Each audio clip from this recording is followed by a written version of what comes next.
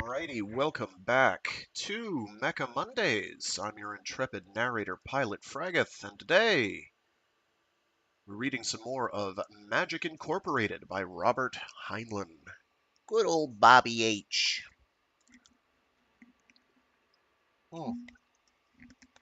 So, previously on Magic Incorporated, we got introduced to our prospective character, whose name I don't remember. Um, Archibald Fraser is his name. And he runs a building materials and general contracting business. And he lives in a world where magic is not only commonplace, or rather, where magic not only exists but is commonplace. There we go. Um, Unfortunately, he runs afoul of a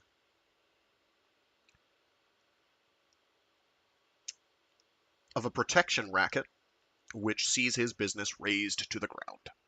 This is bad. Uh, he does seek help though from a couple old friends and some new ones. Um, and manages to get this damage reversed. As apparently anything magic can destroy, magic can also recreate. Uh, if you know how to cajole the elementals responsible for it, which, fortunately, a witch, does, and resolves it for him. There's a nice, suitably arcane tea leaf viewing and fortune telling session where implications are made, but we'll see where that takes us. Do do do do do do do do do do. Where were we? Ah, yes. Unfortunately, however, the protection racketeers are still out and about somewhere, lurking as they do. I suppose this is a good time to mention one of the hazards of reading stuff that is relatively old. Um, is there are certain things that we'll see that are certain bits of casual racism and the like, which are by no means good, but are a product of their era. Um, Please note that I am not promulgating these views, as this is a fictional work of fiction and should probably just be taken as such. Um, Heinlein had his own views about things, and yes, I believe there is an argument to be made that by me reading Heinlein's stuff, I am in some way supporting whatever agenda he may have had, but honestly, is that really so bad? Not in the sense of his agenda being good or bad, but being exposed to different ideas in a fictional setting where you can take it on its face value as fictional and working in the fictional setting of the fictional work. It's fiction, get over it, is my point. Um, we will probably have to repeat that a lot if we get to Starship Troopers, because people get really upset over Starship Troopers, and I think it's just more fun to enjoy it as a ripping yarn discussing what would a society in the future be like if it worked this way. Not, this is a judgment call saying this is inherently superior, because life's too short. Um, Life is simply too short. Um, Wow, we got soapboxy very early. That was not my intention, but here we are. So this is going to be a short one. The next one will be a bit longer, but these are short stories. This short story science fiction double feature with Waldo and Genius in Orbit and Magic Incorporated. Um, I guess the main reason I'm still reading the Magic Incorporated is because I think it serves as a solid example of like short form story writing with sound world building, where you can make a setting seem believable. And so for anyone who wants to incorporate giant robots into their work for whatever reason, despite the fact that they're not practical by any stretch of the imagination, but they are certainly very cool. This can serve as kind of a benchmark, a means of, oh, well, if I could just incorporate them in a way that makes logical sense. One of my favorite examples of this is pat labor, um, pato labor, which is at its core kind of sort of just a slice of life police procedural, that just so happens to be the police using giant robots to stop construction robot crime, and then other things, um, such as giant crocodiles. It's living in sewers. It's cool. It's a fun show. I highly recommend it. Because it feels essentially believable because everybody kind of just treats it as normal, and it doesn't really go out of its way to be special or weird about the giant robots in the setting. It's just like these are a fact of life. They are what they is. We're not going to glorify them. They just are. This is a job. They are people. This is equipment that the people use. I mean, except for Alphonse, he's cool. Listen, when your robot gets name dropped in your your show's opening theme and it's kind of a love song ode to you, it's kind of great. I think everybody wishes they were Alphonse, and not the Full Metal Alchemist one. The I'm talking about the Ingram from Pat Labor. Never mind. If you get it, you get it. If you don't, watch Pat Labor. There we go. That's me done. I'm rambling. It took me no time at all. Okay, let's get cracking.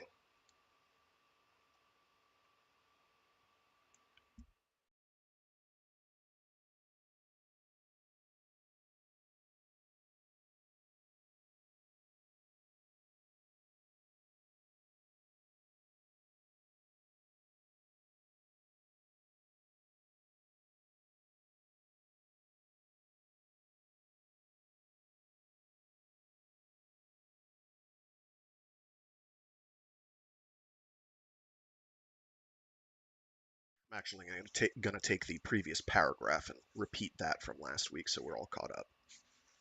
It was there. It was back unharmed, without a trace of damage by fire or water.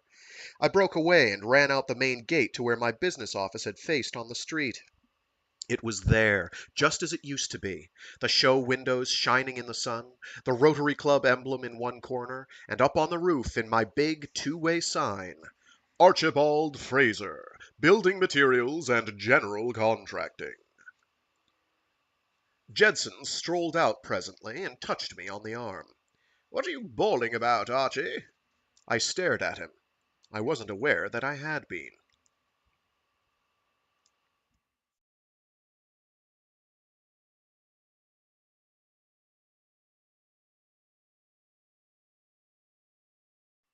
We were doing business as usual on Monday morning.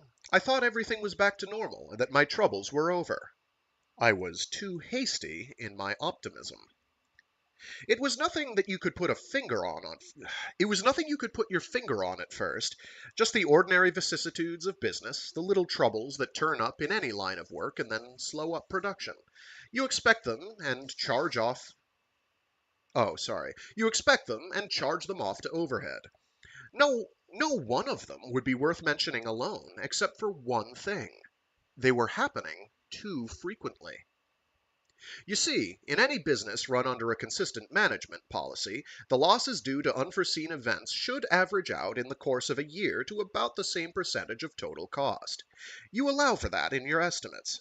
But I started having so many small accidents and little difficulties that my margin of profit was eaten up. One morning, two of my trucks would not start.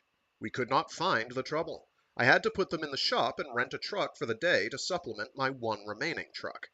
We got our deliveries made, but I was out the truck rent, the repair bill, and 4 hours overtime for drivers at time and a half. I had a net loss for the day. The very next day, just as I was closing, oh, sorry, the very next day I was just closing a deal with a man I had been trying to land for a yes, no, I read that correctly. The very next day, I was just closing a deal with a man I had been trying to land for a couple of years. The deal was not important, but it would lead to a lot more business in the future, for he owned quite a bit of income property, some courts and an apartment house or two, several commercial corners, and held title or options on well-located lots all over town. He always had repair jobs to place and very frequently new building jobs. If I satisfied him, he would be a steady customer with prompt payment, the kind you can afford to deal with on a small margin of profit. We were standing in the showroom just outside my office and talking, having about reached an agreement. There was a display of sunproof paint. That's a brand name, Sunprufe, of sunproof paint about 3 feet from us, the cans stacked in a neat pyramid. I swear that neither one of us touched it, but it came crashing to the floor, making a din that would sour milk. That was nuisance enough, but not the payoff. The cover flew off one can, and my prospect was drenched with red paint. He let out a yelp. I thought he was going to faint. I managed to get him back to my office, where I dabbed futilely at his suit with my handkerchief while trying to calm him down. He was in a state, both mentally and physically. Fraser, he raged, you've got to fire the clerk that knocked over those cans. Look at me, $85 worth of suit ruined. Let's not be hasty, I said soothingly, while holding my own temper in. I won't discharge a man to suit a customer, and don't like to be told to do so. There wasn't anyone near those cans but ourselves. I suppose you think I did it? Not at all. I know you didn't. I straightened up, wiped my hands, and went over to my desk and got out my checkbook. Then you must have done it. I don't think so, I answered patiently. How much did you say your suit was worth? Why? I want to write you a check for the amount. I was quite willing to. I did not feel to blame, but it had happened through no fault of his in my shop. You can't get out of it as easily as that, he answered unreasonably. It isn't the cost of the suit that I mind. He jammed his hat on his head and stumped out. I knew his reputation. I'd seen the last of him. This is the sort of thing I mean. Of course, it could have been an accident caused by clumsy stacking of the cans, but it might have been a poltergeist. Accidents don't make themselves.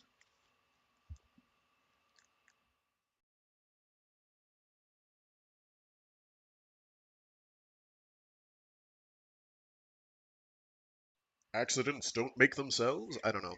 Um, thinking that one over. One of the difficulties in not having read this in a while is also mostly just getting accustomed to the Heinlein voice, because he's not the easiest thing to read. He's got a very colloquial style that can sometimes be off-putting when you are expecting something more formal.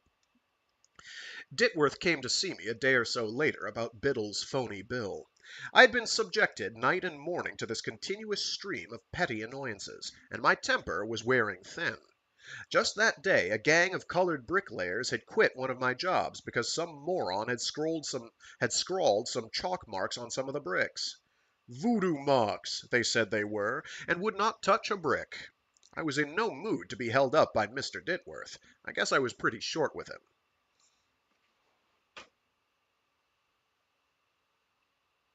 Who was Mr. Ditworth again? Oh no!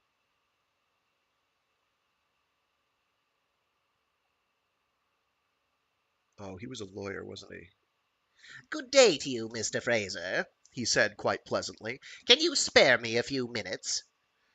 10 minutes, perhaps, I conceded, glancing at my wristwatch. He settled his briefcase.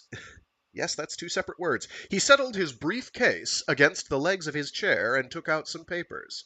I'll come to the point at once, then. It's about Dr. Biddle's claim against you.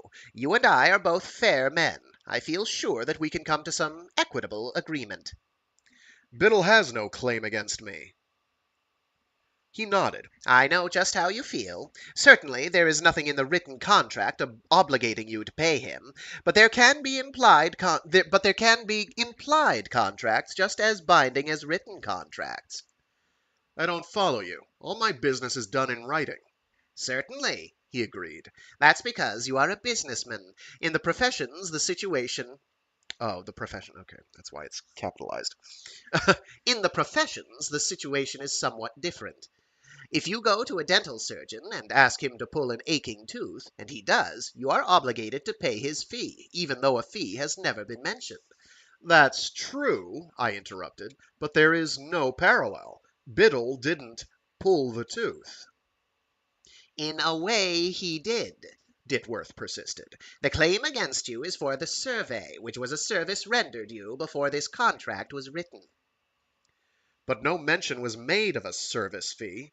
That is where the implied obligation comes in, Mr. Fraser. You told Dr. Biddle that you had talked with me. He assumed, quite correctly, that I had previously explained to you the standard system of fees under the association. But I did not join the association. I know, and I explained that to the other directors, but they insist that some sort of an adjustment must be made. I don't feel myself that you are fully to blame, but you will understand our position, I'm sure. We are unable to accept you for membership in the association until this matter is adjusted, in fairness to Dr. Biddle. What makes you think I intend to join the association? He looked hurt. I had not expected you to take that attitude, Mr. Fraser. The association needs men of your caliber. But in your own interest you will necessarily join, for presently it will be very difficult to get efficient thaumaturgy except from members of the association. We want to help you. Please don't make it difficult for us. I stood up. I'm afraid you had better sue me and let a court decide the matter, Mr. Ditworth. That seems to be the only satisfactory solution. I am sorry, he said, shaking his head. It will prejudice your position when you come up for membership. Then it will just have to do so, I said shortly, and showed him out. After he had gone, I crabbed at my office girl for doing something I had told her to do the day before, and then had to apologize. I walked up and down a bit, stewing, although there was plenty of work I should have been doing. I was nervous. Things had begun to get my goat, a dozen things that I haven't mentioned, and this last unreasonable demand from Ditworth seemed to be the last touch needed to upset me completely. Not that he could collect by suing me, that was preposterous, but it was an annoyance just the same. They say the Chinese have a torture that consists in letting one drop of water fall on the victim every few minutes. That's the way I felt. Finally, I called up Jedson and asked him to go to lunch with me. I felt better after lunch. Jedson soothed me down, as he always does, and I was able to forget and put in the past most of the things that had been annoying me simply by telling him about them. It's called therapy. By the time I had had a second cup of coffee and smoked a cigarette, I was almost fit for polite society. We strolled back toward my shop, discussing his problems for a change. It seems the blonde girl, the white witch from Jersey City, had finally managed to make her synthesis stunt work on footgear. But there was still a hitch. She had turned out over 800 left shoes, and no right ones. We were just speculating as to the probable causes of such contretemps when Jedson said, "Look, Archie, the candid camera fans are beginning to take an interest in you." I looked. There was a chap standing at the curb directly across from my place of business and focusing a camera on the shop. Then I looked again. "Joe," I snapped, "that's the bird I told you about, the one that came into my shop and started the trouble." "Are you sure?" he asked, lowering his voice. "Positive." There was no doubt about it. He was only a short distance away on the same side of the street that we were. It was the same racketeer who had tried to blackmail me into buying protection from with the same Mediterranean look to him, the same flashy clothes. "We've got to grab him," whispered Jedson. But I had already thought of that. I rushed at him and grabbed him by his coat collar and the slack of his pants before he knew what was happening, and pushed him across the street ahead of me. We were nearly run down, but I was so mad I didn't care. Jedson came pounding after us. The yard door of my office was open. I gave the mug a final heave that lifted him over the threshold and sent him sprawling on the floor. Jedson was right behind. I bolted the door as soon as we were both inside.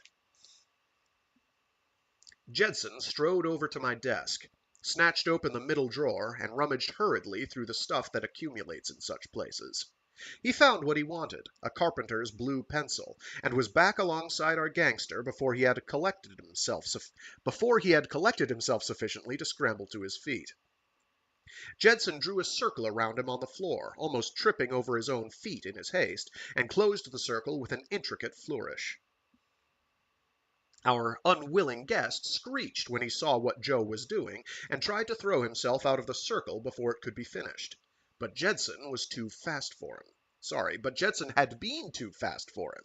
The circle was closed and sealed. He bounced back from the boundary as if he had struck a glass wall, and stumbled again to his knees.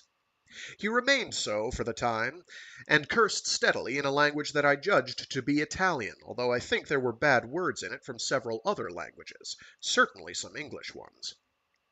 He was quite fluent.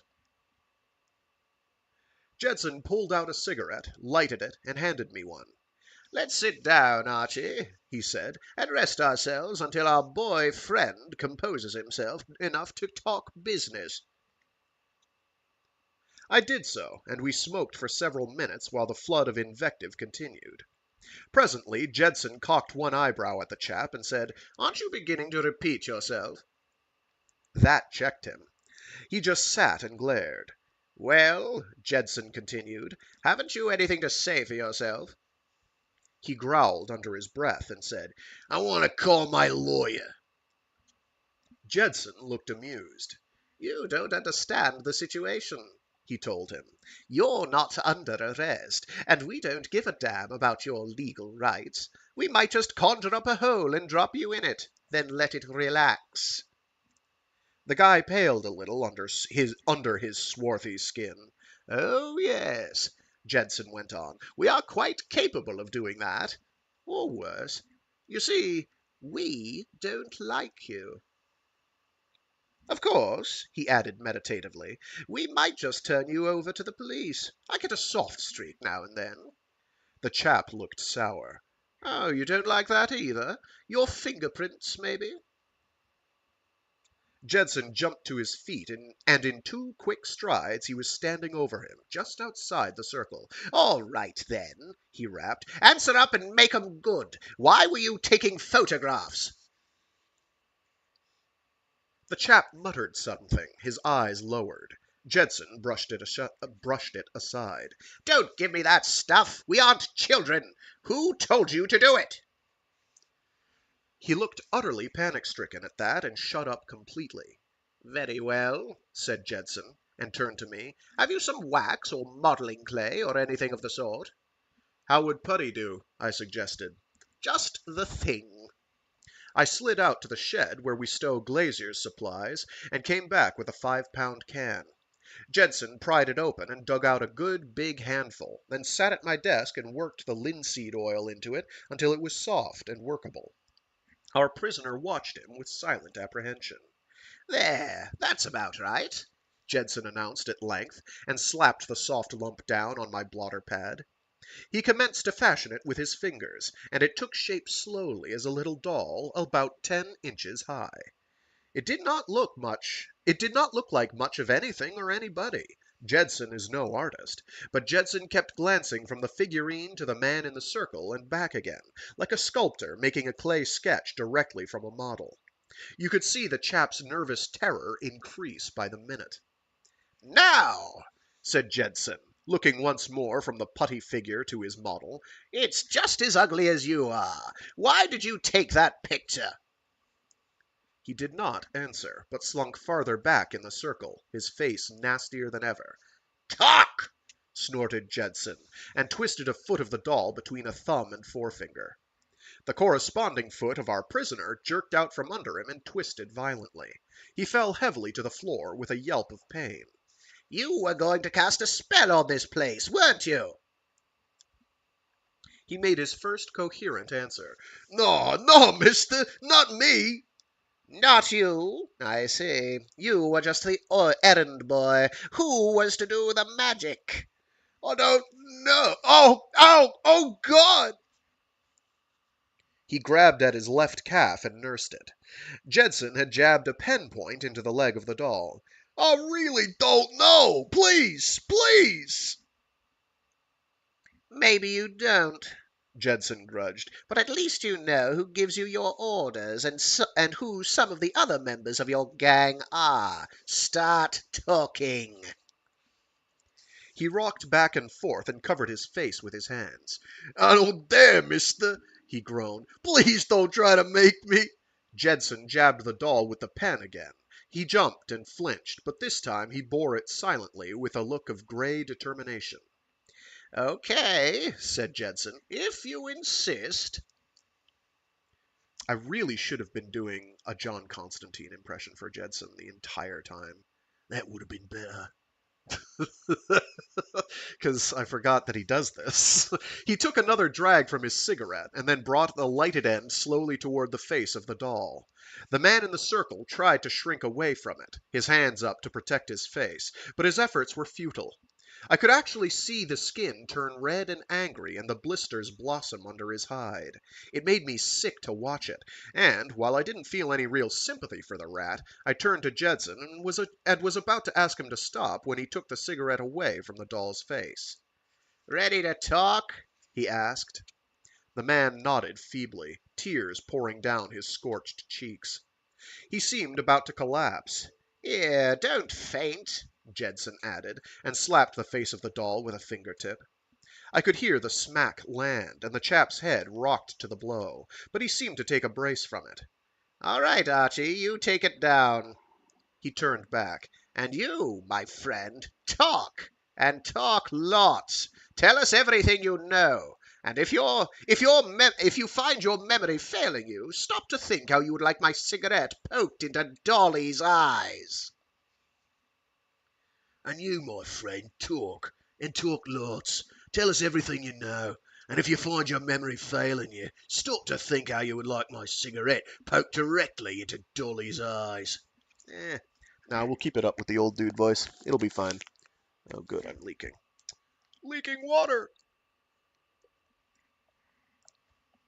And he did talk. Babbled, in fact. His spirit seemed to be completely broken, and he even seemed anxious to talk. Stopping occasionally to sniffle or wipe at his eyes. Jedson questioned him to bring out points that were not clear. There were 5 others in the gang that he knew about, and the setup was roughly as we had guessed. It was their object to levy tribute on everyone connected with magic in this end of town, magicians and their customers alike. No, they did not have any real protection to offer except from their own mischief. Who was his boss? He told us. Who was his boss? He told us. Was his boss the top man in the racket? No, but he did not know who the top man was. He was quite sure that his boss worked for someone else, but he did not know who. Even if we burned him again, he could not tell us. But it was a big organization. He was sure of that. He himself had been brought from a city in the east to help organize here. Was he a magician? So help him, no. Was his section boss one? No, he was sure. All that sort of thing was handled from higher up. That was all he knew. And could he go now? Jedson pressed him to remember other things. He added a number of details, most of them insignificant, but I took them all down. The last thing he said was that he thought both of us had been marked down for special attention because we had been successful in overcoming our first lesson. Finally, Jedson let up on him. "I'm going to let you go now," he told him. "You'd better get out of town. Don't let me see you hanging around again. But don't go too far. I may want you again." He held up the doll and squeezed it gently around the middle. The poor devil immediately commenced to gasp for breath, as if he were being compressed in a straitjacket. "Don't forget that I've got you any time I want you." He let up on the pressure, and his victim panted with relief. "I'm going to put your alter ego, doll to you, where it will be safe, behind cold iron. When I want you, you'll feel a pain like that." He nipped the doll's left shoulder with his fingernails. The man yelped. "Then you telephone me, no matter where you are." Jedson pulled a penknife from his vest pocket and cut the circle 3 times, then joined the cuts. "Now get out!" I thought he would bolt as soon as he was released, but he did not. He stepped hesitantly over the pencil mark, stood still for a moment, and shivered. Then he stumbled toward the door. He turned just before he went through it and looked back to us, his eyes wide with fear. There was a look of appeal in them, too, and he seemed about to speak. Evidently he thought better of it, for he turned and went out. When he was gone, I looked back at Jedson. He had picked up my notes and was glancing through them. I don't know, he mused, whether it would be better to turn this stuff at once over to the Better Business Bureau and let them handle it, or whether to have a go at it ourselves. It's a temptation. I was not interested just then. Joe, I said, I wish you hadn't burned him. Eh? How's that? He seemed surprised and stopped scratching his chin. I didn't burn him. Don't quibble, I said, somewhat provoked. You burned him through the doll. I mean, with magic. But I didn't, Archie. Really, I didn't. He did that to himself. And it wasn't magic. I didn't do a thing. What the hell do you mean? Sympathetic magic isn't really magic at all, Archie. It's just an application of neuropsychology and colloidal chemistry. He did all that to himself because he believed it. I simply correctly judged his mentality. The discussion was cut short. We heard an agony-loaded scream from somewhere outside the building. It broke off sharply, right at the top. What was that? I said, and gulped. I don't know, Jedson answered, and stepped to the door. He looked up and down before continuing. It must be some distance away. I didn't see anything. He came back into the room. As I was saying, it would be a lot of fun to... This time it was a police siren. We heard it from far away, but it came rapidly nearer, turned a corner, and yowled down our street. We looked at each other. Maybe we better go see, we both said, right together, then laughed nervously. It was our gangster acquaintance. We found him half a block down the street, in the middle of a little group of curious passers-by who were being crowded back by cops from the squad car at the curb. He was quite dead. He lay on his back, but there was no repose in the position. He had been raked from forehead to waist, laid open to the bone in 3 roughly parallel scratches, as if slashed by the talons of a hawk or an eagle. But the bird that made those wounds must have been the size of a 5-ton truck. There was nothing to tell from his expression. His face and throat were covered by, and his mouth choked with, a yellowish substance shot with purple. It was about the consistency of thin cottage cheese, but it had the most sickening smell I have ever run up against. I turned to Jedson, who was not looking any too happy himself, and said, "Let's get back to the office." We did.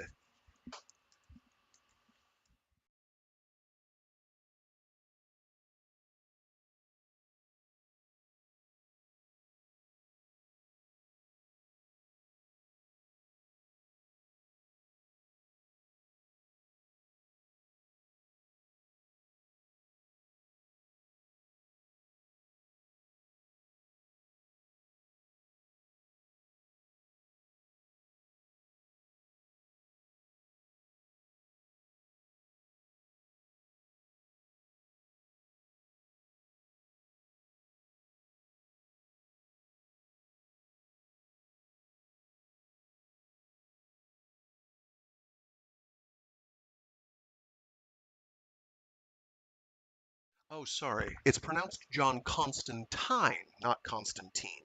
Simple mistake. I know this because I've actually read the comic, and they do rhymes. And tine rhymes with tine. Or time? Shine? Something like that. Anyway. John Constantine. We decided at last to do a little investigating on our own before taking up what we had learned with the Better Business Bureau or with the police. It was just as well that we did. None of the gang whose names we had obtained was any longer to be found in the haunts which we had listed. which we had listed. There was plenty of evidence that such persons had existed and that they had lived at the addresses which Jedson had sweated out of their pal, but all of them, without exception, had done a bunk for parts unknown the same afternoon that their accomplice had been killed. We did not go to the police, for we had no wish to be associated with an especially unsavory sudden death. Instead, Jedson made a cautious verbal report to a friend of his at the Better Business Bureau, who passed it on second hand to the head of the racket squad and elsewhere, as his judgment indicated. I did not have any more trouble with my business for some time thereafter, and I was working very hard, trying to show a profit for the quarter in spite of setbacks. I had put the whole matter fairly well out of my mind, except that I dropped over to call on Mrs. Jennings occasionally, and that I had used her young friend Jack Bodie once or twice in my business, when I needed commercial magic. He was a good workman, no monkey business, and value received.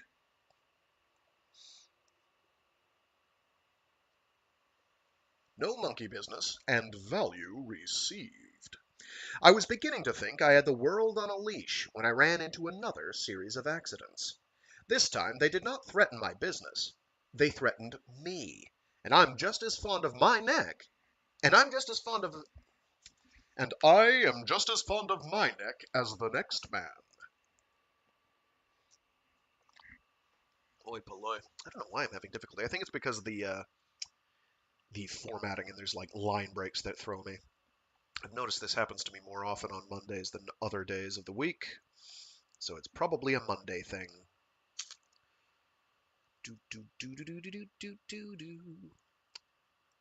In the house where I live, the water heater is installed in the kitchen. It is a storage type with a pilot light and a thermostatically controlled main flame. Right alongside it is a range with a pilot light. I woke up in the middle of the night and decided that I wanted a drink of water. When I stepped into the kitchen, don't ask me why I did not look for a drink in the bathroom, because I don't know, I was almost gagged by the smell of gas. I ran over and threw the window wide open, then ducked back out the door and ran into the living room, where I opened a big window to create a cross draft. At that point there was a dull whoosh and a boom, and I found myself sitting on the living room rug. I was not hurt, and there was no damage in the kitchen except for a few broken dishes. Opening the windows had released the explosion, cushioned the effect. Natural gas is not an explosive unless it is confined. What had happened was clear enough when I looked over the scene. The pilot light on the heater had gone out. When the water in the tank cooled, the thermostat turned on the main gas jet, which continued indefinitely to pour gas into the room. When an explosive mixture was reached, the pilot light of the stove was waiting, ready to set it off. Apparently, I wandered in at the 0 hour. I fussed at my landlord about it, and finally we made a dicker whereby he installed one of the electrical water heaters which I supplied at cost, and for which I donated the labor. No magic about the whole incident, eh? That is what I thought. Now, I am not so sure.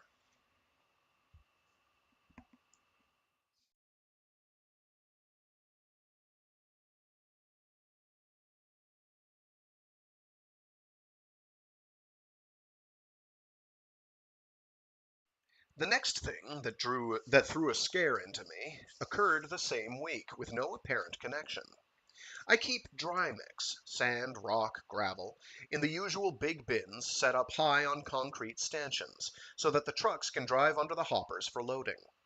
One evening after closing time, I was walking past the bins when I noticed that someone had left a scoop shovel in the driveway pit under the hoppers. I have had trouble with my men leaving tools out at night. I decided to put this one in my car and confront someone with it in the morning. I was about to jump down into the pit when I heard my name called. Archibald, It said, and it sounded remarkably like Mrs. Jennings' voice. Naturally, I looked around. There was no one there. I turned back to the pit in time to hear a cracking sound and to see that scoop covered with 20 tons of medium gravel. A man can live through being buried alive, but not when he has to wait overnight for someone to miss him and dig him out. A crystallized steel forging was the prima facie cause of the mishap. I suppose that will do. There was never anything to point to but natural causes, yet for about 2 weeks I stepped on banana peels both figuratively and literally. I saved my skin with a spot of fast footwork at least a dozen times. I finally broke down and told Mrs. Jennings about it. Don't worry too much about it, Archie, she reassured me. It is not easy to kill a man with magic unless he himself is involved with magic and sensitive to it. Might as well kill a man as scare him to death, I protested. She smiled that incredible smile of hers and said, I don't think you have been really frightened, lad. At least you have not shown it. I caught an implication in that remark and taxed her with it. You've been watching me and pulling me out of jams, haven't you? She smiled more broadly and replied, That's my business, Archie. It is not well for the young to depend on the old for help. Now get along with you. I want to give this matter more thought. A couple of days later, a note came in the mail addressed to me in a spidery Spencerian script. The penmanship had the dignified flavor of the last century, and was the least bit shaky, as if the writer were unwell or very elderly. I had never seen the hand before, but guessed who it was before I opened it. It read, My dear Archibald, this is to introduce my esteemed friend, Dr. Royce Worthington. You will find him staying at the Belmont Hotel. He is expecting to hear from you. Dr. Worthington is exceptionally well qualified to deal with the matters that have been troubling you these few weeks past. You may repose every confidence in his judgment, especially where unusual measures are required.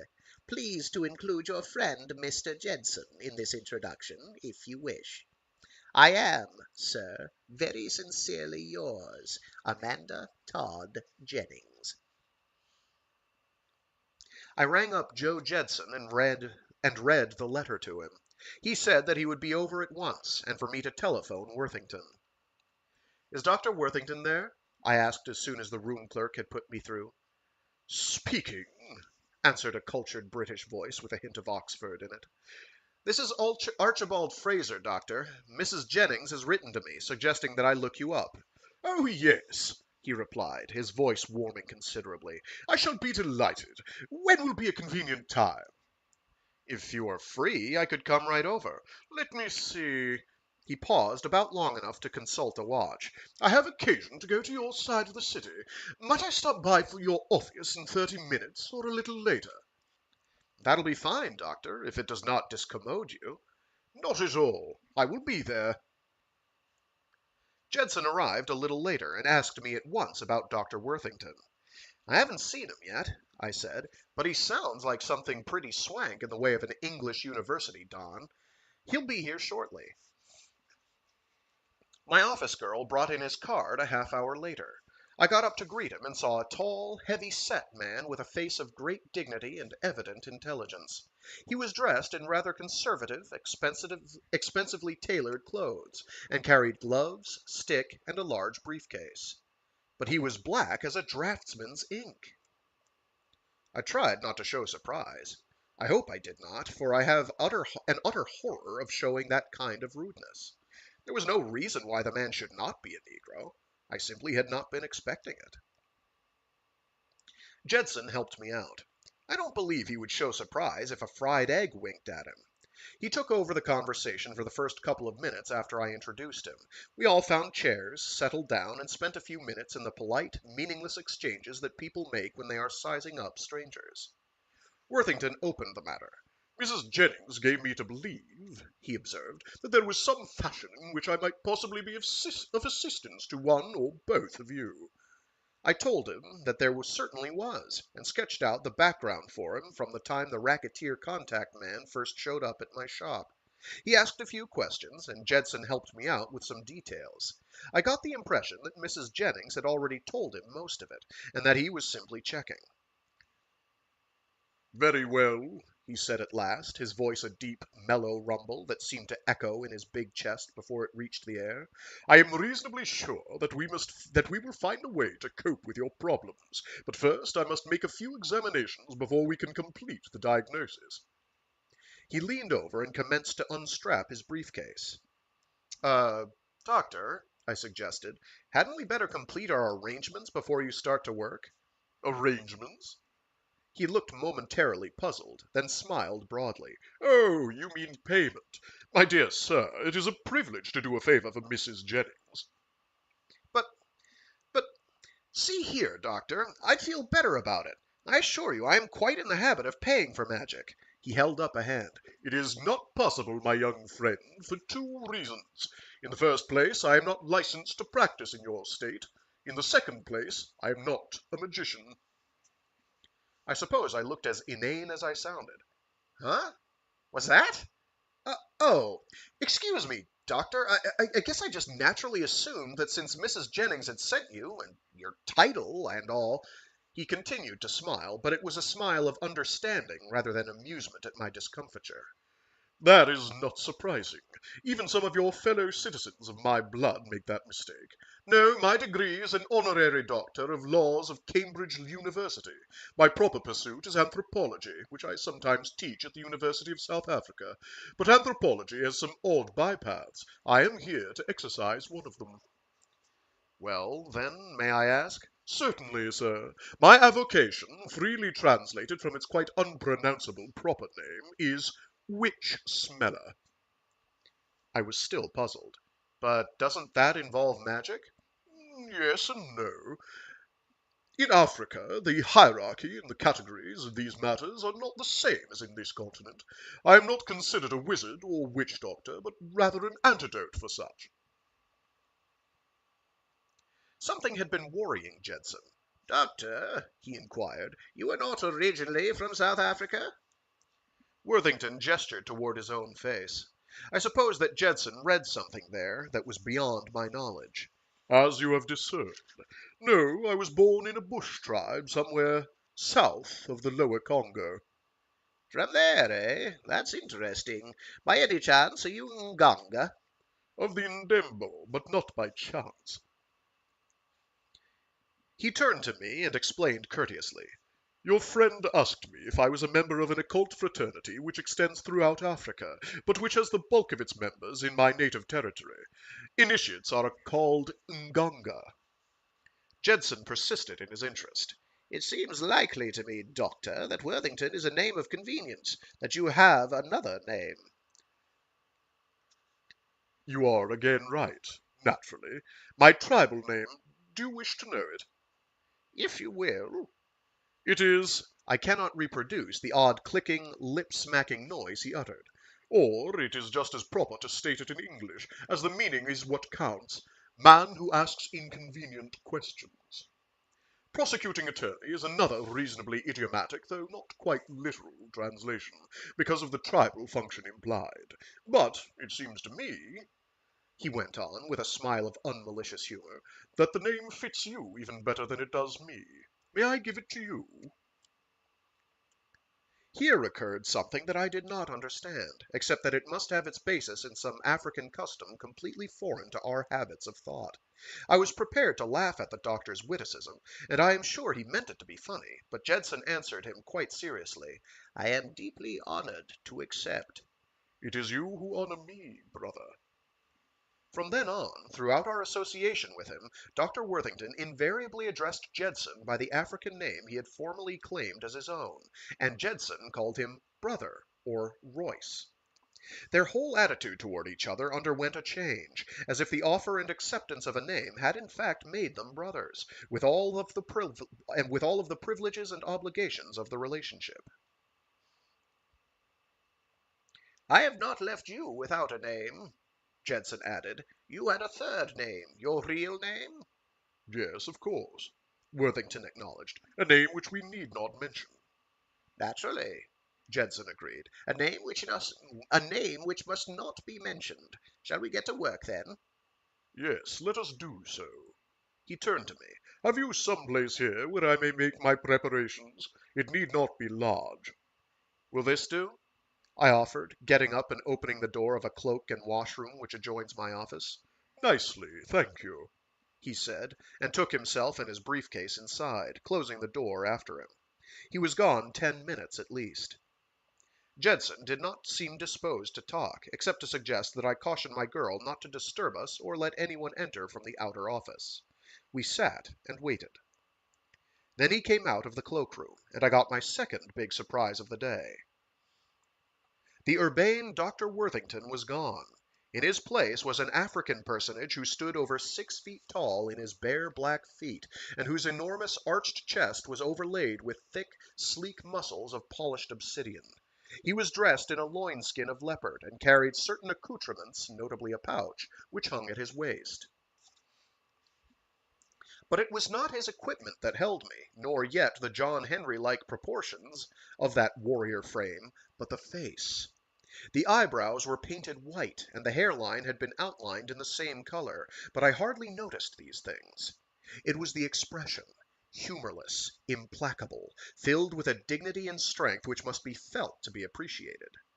The eyes gave a conviction of wisdom beyond my comprehension, and there was no pity in them, only a stern justice that I myself would not care to face. We white men in this country are inclined to underestimate the black man, I know I do, because we see him out of his cultural matrix. Those we know have had their own culture wrenched from them some generations back, and a servile pseudo-culture imposed on them by force. We forget that the black man has a culture of his own, older than ours and more solidly grounded, based on character and the power of the mind rather than the cheap ephemeral tricks of mechanical gadgets. But it is a stern, fierce culture with no sentimental concern for the weak and the unfit, and it never quite dies out. I stood up in involuntary respect when Dr. Worthington entered the room. "Let us begin," he said in a perfectly ordinary voice, and squatted down, his great toes spread and grasping the floor. He took several things out of the pouch, a dog's tail, a wrinkled black object the size of a man's fist, and other things hard to identify. He fastened the tail to his waist so that it hung down behind. Then he picked up one of the things that he had taken from the pouch, a small item wrapped and tied in red silk, and said to me, "Will you open your safe?" I did so, and stepped back out of his way. He thrust the little bundle inside, clanged the door shut, and spun the knob. I looked inquiringly at Jedson. He has soul in that package, and has sealed it away behind cold iron. He does not know what dangers he may encounter," Jedson whispered. "See?" I looked and saw him pass his thumb carefully all around the crack that joined the safe to its door. He returned to the middle of the floor and picked up the wrinkled black object and rubbed it affectionately. "This is my mother's father," he announced. I looked at it more closely and saw that it was a mummified human head with a few wisps of hair still clinging to the edge of the scalp. "He is very wise," he continued in a matter-of-fact voice, "and I shall need his advice. Grandfather, this is your new son and his friend." Jedson bowed, and I found myself doing so. "They want our help." He started to converse with the head in his own tongue, listening from time to time, and then answering. Once they seemed to get into an argument, but the matter must have been settled satisfactorily, for the palaver soon quieted down. After a few minutes he ceased talking and glanced around the room. His eyes lit on a bracket shelf intended for an electric fan, which was quite high off the floor.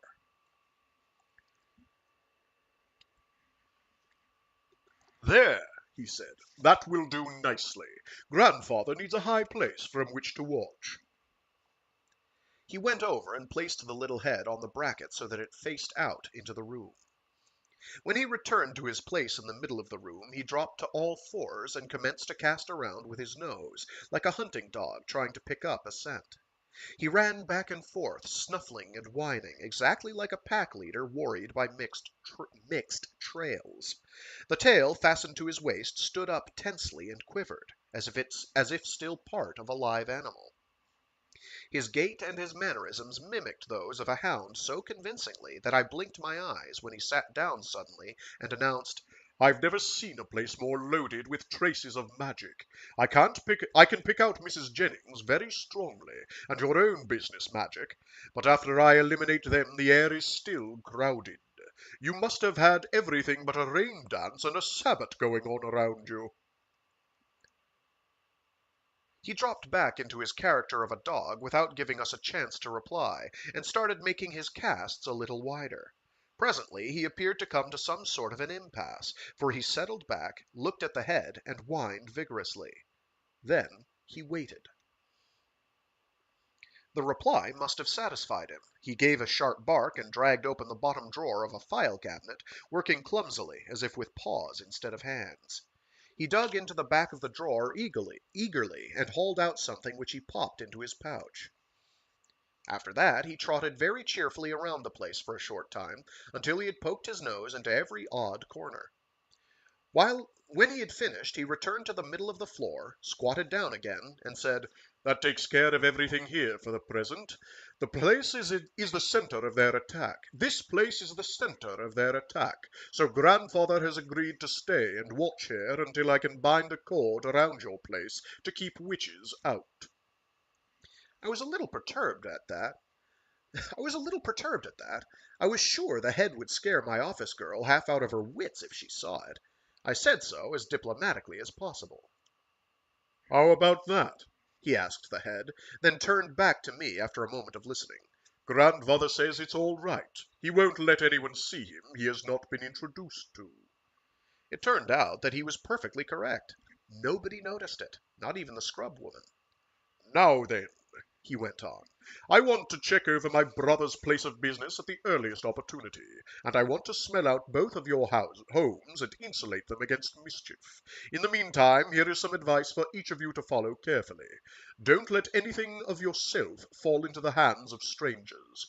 Nail parings, spittle, hair cuttings, guard it all. Destroy them by fire or engulf them in running water. It will make our task much simpler. I am finished." He got up and strode back into the cloakroom. 10 minutes later, the dignified and scholarly Dr. Worthington was smoking a cigarette with us. I had to look up at his grandfather's head to convince myself that a jungle lord had actually been there.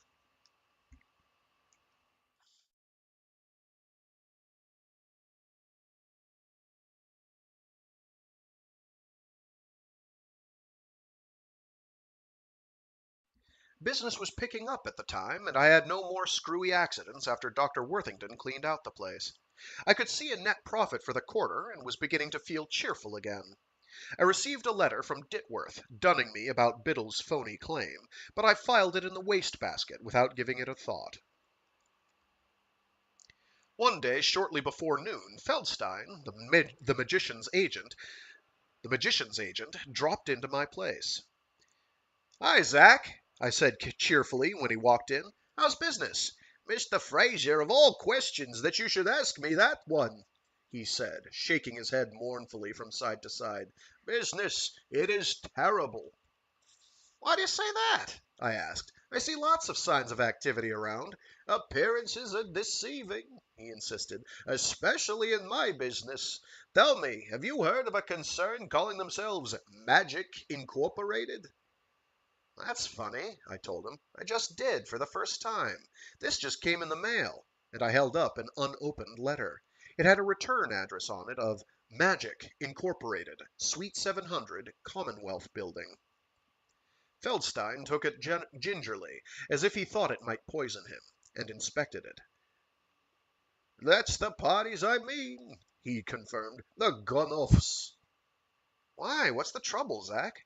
"They don't want that a man should make an honest living, Mr. Fraser," he interrupted himself anxiously. "You wouldn't quit doing business with an old friend who has always done right by you?" "Of course not, Zach. But what's it all about?" "Read it. Go ahead." He shoved the letter back at me. I opened it. The paper was of fine quality, watermarked, rag bond, and the letterhead was chaste and dignified. I glanced over the stuffed shirt committee and was quite agreeably impressed by the caliber of men they had as officers and directors. Big men, all of them, except for a couple of names among the executives that I did not recognize. The letter itself amounted to an advertising prospectus. It was a new idea. I suppose you could call it a holding company for magicians. They offered to provide any and all kinds of magical service. The customer could dispense with shopping around. He could call this one number, state his needs, and the company would supply the service and bill him. It seemed fair enough, no more than an incorporated agency. I glanced on down. Fully guaranteed service, backed by the entire assets of a responsible company. Surprisingly low standard fees, made possible by elimination of fee splitting with agents and by centralized administration. The gratifying response from the members of the great profession enables us to predict that Magic Incorporated will be the natural source to turn to for competent thaumaturgy in any line, probably the only source of truly first-rate magic. I put it down. Why worry about it, Zach? It's just another agency. As for their claims, I've heard you say that you have all the best ones in your stable. You didn't expect to be believed, did you? No, he conceded. Not quite. Maybe. Among us two. But this is really serious, Mr. Fraser. They've hired away most of my really first-class operators with salaries and bonuses I can't match. And now they offer magic to the public at a price that undersells those I've got left. It's ruin, I'm telling you. It was hard lines. Feldstein was a nice little guy who grabbed the nickels the way he did for a wife and 5 beady-eyed kids to whom he was devoted. But I felt he was exaggerating. He has a tendency to dramatize himself. Don't worry, I said. I'll stick by you, and so, I imagine, will most of your customers. This outfit can't get all the magicians together. They're too independent. Look at Ditworth. He tried with his association. What did it get him? Ditworth, ugh! He started to spit, then remembered he was in my office. This is Ditworth, this company. How do you figure that? He's not on the letterhead. I found out. You think he wasn't successful because you held out. They held a meeting of the directors of the association. That's Ditworth and his 2 secretaries, and voted the contracts over to the new corporation. Then Ditworth resigns and his stooge steps in as front for the non-profit association, and Ditworth runs both companies. You will see. If we could open the books of Magic Incorporated, you will find that he has voting control. I know it. It seems unlikely, I said slowly. You'll see. Ditworth, with all his fancy talk about a non-profit service for the Ditworth, with all his fancy talk about a non-profit service for the improvement of standards, shouldn't be any place around Magic Incorporated, should he now? You call up and ask for him. I did not answer, but dialed the number on the letterhead, when a girl's voice said, "Good morning, Magic Incorporated." I said, "Mr. Ditworth, please." She hesitated quite a long time, then said, "Who is calling, please?" That made it my turn to hesitate. I did not want to talk to Ditworth. I wanted to establish a fact. I finally said, "Tell him it is Dr. Biddle's office." Whereupon she answered readily enough, but with a trace of puzzlement in her voice. "But Mr. Ditworth is not in the suite just now. He was due in Dr. Biddle's office half an hour ago. Didn't he arrive?" "Oh," I said. "Perhaps he's with the chief and I didn't see him come in. Sorry." And I rang off. "I guess you're right," I admitted, turning back to Feldstein. He was too worried to be pleased about it. "Look," he said, "I want you should have lunch with me and talk about it some more. I was just on my way to the Chamber of Commerce luncheon. Come along and we'll talk along the way. You remember." "All right," he agreed dolefully. "Maybe I can't afford it much longer." And with that, we're going to call it. Next week, we'll wrap it up. Um, it'll be a bit longer than this week's. This week's was very short because there's like no convenient breaks from here to the end. I mean, there is, but it's like another 20 pages out, and then there'd be like 10 pages left. It's not a very long story, but it's long enough to not be able to do all in one go. At least not for me right now. So yeah, that'll do it for today. I have gotten everything into their from the last month into their respective playlists on the YouTube channel. If anything is amiss, please, please, please feel free to hit me up and tell me. Leave a comment somewhere, I'll see it. And I will fix it accordingly because I haven't triple checked, make sure they're in their proper order. They might not have. They're supposed to categorize themselves automatically in chronological order, and sometimes they don't. And I fail to double check sometimes, or I think I've checked and I've actually not checked. Anyway, yeah, that's it. This Wednesday, we will continue reading through A Hero Born, the first of the Legends of the Condor Heroes series. We're about halfway through, I think. Yeah, about halfway through right now. That one's going pretty quickly. It reads fast. It helps that a huge chunk of the book is taken up in the beginning by the list of the cast, as well as an appendix in the back. So it means the actual book that's there is somewhat less imposing than it appears at first. And then on Friday, we will continue reading short stories from Greg Egan's Instantiation short story collection. Um, this week will be which? Which will this week be? This week will be Zero for Conduct. And I don't remember which one this is.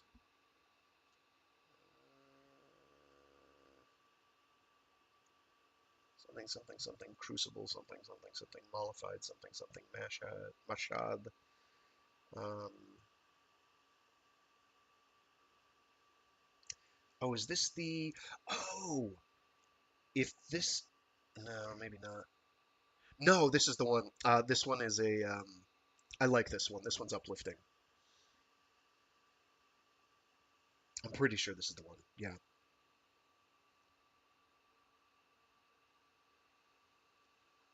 Yeah. I like this one. If this is the one I think it is, I like this one a lot. This one's cute. Okay. I'm not going to tell people what it is because I will spoil it by accident, and I don't want to do that. Anyway, to anybody tuning in for the first time live, hi. Hi there. Thanks for tuning in. Um, I had a spiel lined up, and I forgot it. Cool. My brain's useful. What was my spiel? Oh no! If there's any of these that you want to go back and listen to, they're all on the YouTube channel. I should have that in the stream description. Um, to anybody tuning in for the first time, not live, hi, I do these live every Monday, Wednesday, and Friday starting at noon Eastern Standard Time or US East Coast Time. Um, sometimes I'm a couple of minutes late, but usually it is within half an hour of noon, of the start of noon. 1200 hours. Yeah, every Monday, Wednesday, and Friday. Mondays are Mecha Mondays, where I do something giant robot related or mecha adjacent.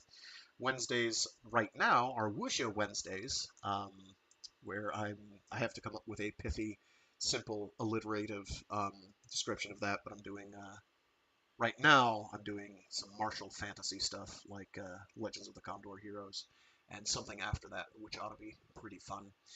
And then Fridays are free read Fridays, where I read short stories and indeed entire novels aloud. Right now we're going through the Instantiation short story collection by Greg Egan. After that, though, we'll be getting started on reading through and trading between two trilogies. Well, one quadrilogy and a trilogy. The Destination Void series by Frank Herbert and later Frank Herbert and Bill Ransom, and the Three Body trilogy.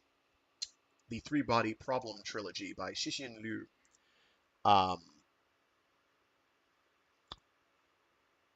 Yeah. In both cases, the series don't really ramp up until their second installment. Uh, certainly, the Three Body Problem is it's dry. It's pretty dry, and like a lot of the time, you're gonna be like, what is the point of this interlude? Why are we having this interlude right now? Why is this happening? Why are we talking about this? And sometimes it's actually relevant, and other times it's absolutely not. But it does at least give a very interesting perspective on the Cultural Revolution in China. So I think that's worth it, if nothing else. Other than that, oh yeah, and Destination Void is great. That series gets pretty dark. Uh, some nasty things happen to people in that. Of course, the Three Body Problem trilogy gets relentlessly dark. It is very cynical, um, as you will see by the end of the by the end of the second volume. You'll be like, oh, oh wow, that's sorry about the whistle, but yikes, you know. Um, yeah, Destination Void. The volume Destination Void, the first book in the series is pretty straightforward. Actually, if you liked Under Pressure, and I've got that uploaded, you'll probably like that. There's some overlap. There's some vibe overlap there. Um, and then it goes places. And then starting with the Jesus incident, um, that's where it really comes into its own. And in my opinion, I think it's honestly a series that from Frank Herbert that rivals the Dune series because it gets real interesting. There's some interesting ideas in there that I find quite entertaining. Um, Also, some really horrible things that happen to people. But cool stuff. Anyway, that's it for me. Y'all have a good one. Stay safe, stay sane, and be decent to each other. Until next time. Bye bye.